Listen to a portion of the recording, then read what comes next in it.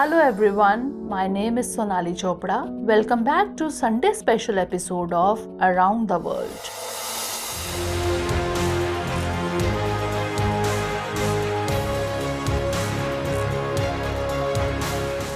For the past year, a conflict has been raging on the world map that has not reached any resolution. It's a fight in which thousands have been sacrificed, yet no end seems to be in sight. Whenever the world feels that peace might be around the corner, bomb blasts shatter that hope. The current scenario is no different. On one side stands the US, the most powerful country in the world, and on the other, Yemen's Houthi group. Recently, the US showcased its strength by launching a massive strike on Yemen's Houthi rebels using B-2 stealth bombers, igniting further regional tensions. This conflict, however, is not just limited to two countries.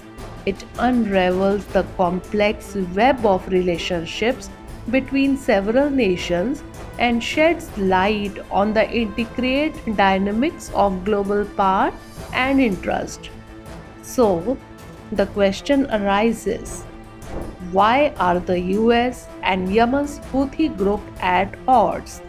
And will this ongoing Middle Eastern tension affect India? In today's episode, we will look at these questions. But first, let's understand who are the Houthis.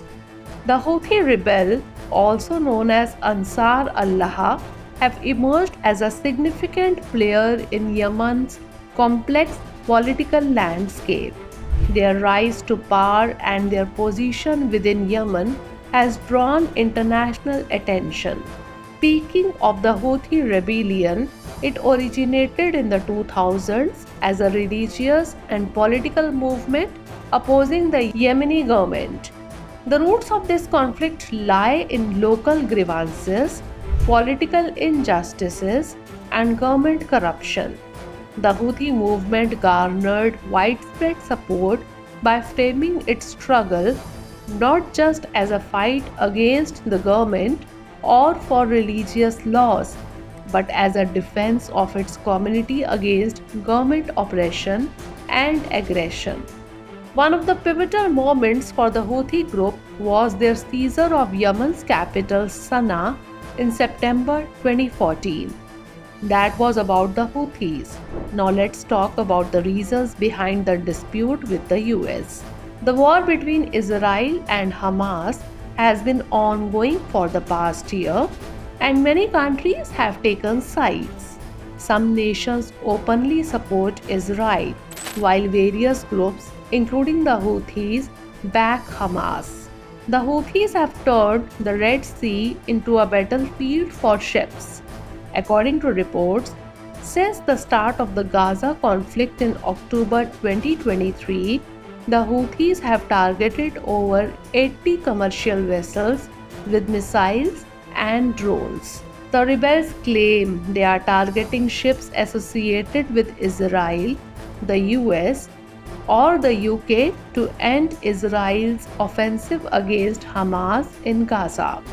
In response, the US has taken military action. It's important to note that Arab countries hold significant strategic importance on the global map, and Yemen in particular is situated along a critical maritime trade route. To understand this better, consider that the Bab al-Mandeb Strait, which is about 20 miles wide, separates the African peninsula, Eritrea and Djibouti from Yemen on the Arabian Peninsula. This strait connects the Red Sea with the Gulf of Aden.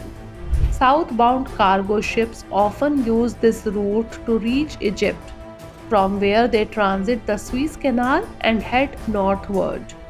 The attacks on ships in the Red Sea over the past few months have disrupted shipping through the Suez Canal, which serves as the fastest maritime route between Asia and Europe and handles around 15% of global maritime trade.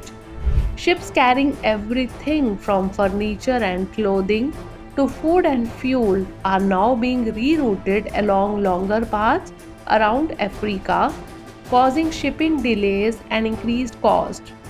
Once this maritime route carried an estimated $1 trillion worth of goods annually. However, due to these attacks and growing concerns about future risks, shipping companies have changed their routes. This violence in the region is also affecting India. Due to longer routes and ongoing crisis, there are delays in India's import and export cycles, which has led to higher cost. India imports crude oil and petroleum products via the Red Sea, but the attacks have forced shipping routes to change, increasing cost, which in turn is affecting oil prices. Additionally, an international agency's report highlights that the number of container ships passing through the Suez Canal has dropped by over 66% since the attacks began.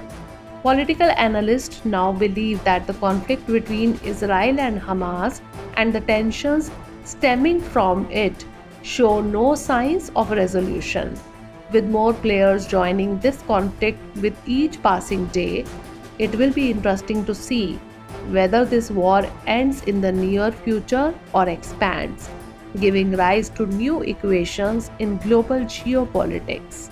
Now, it's time for this program's Sunday special segment, The World Around Us, where we will discuss other important international news. The ongoing war between Israel and Hamas continues to take new twists and turns.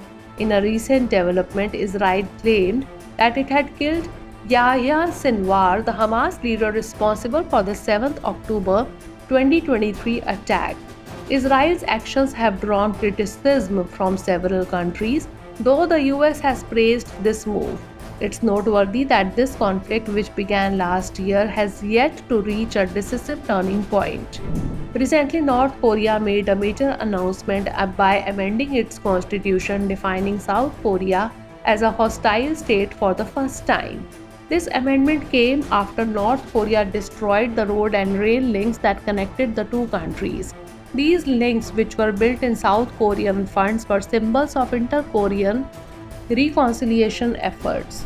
The long-running Russia-Ukraine war has taken a new turn. Several international media outlets have claimed that Russia is forming a unit of approximately 3,000 North Koreans, which will be used in its ongoing conflict with Ukraine. The war between Russia and Ukraine began in February 2022. So viewers, we end our discussion here and note today's question. Discuss the geopolitical challenges that have arisen in the Red Sea, focusing on recent events affecting global trade.